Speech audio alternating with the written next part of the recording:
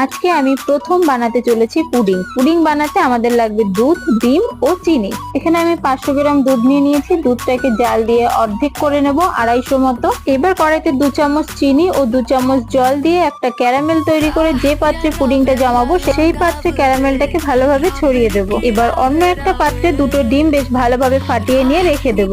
এবার দুধের মধ্যে পরিমাণ মতো চিনি দিয়ে দুধটাকে জাল দিয়ে অর্ধেক করে নেব। দুধটা আঙুল চুবানোর মতো ঠান্ডা হয়ে গেলে দুধের মধ্যে ডিমটা দিয়ে দেবো ও ভালোভাবে ফাটিয়ে নেব। এবার ক্যারামেল করে রাখা বাটির মধ্যে একটা ছাঁকনির সাহায্যে দুধটাকে ছেঁকে আমরা দিয়ে দেবো ও ঢাকনা বন্ধ করে এবার এটাকে আমাদের স্টিম করে নিতে হবে। তাই একটা পাত্রে একটা স্ট্যান্ড বসিয়ে তার মধ্যে এই বাটিটাকে দিয়ে দেবো ও বাটিটার অর্ধেকটা পরিমাণে জল দিয়ে ঢাকা দিয়ে এটাকে 30 মিনিট মতো আমরা স্টিম করে নিলেই আমাদের পুডিং তৈরি হয়ে যাবে। আজ প্রথমবার এই পুডিং বানালাম ও খেলাম, আমার ভালো লাগেনি, তবে বাচ্চাদের ভালো লেগেছে, তো তোমরাও অল্প করে বাড়িতে বানাতে পারো।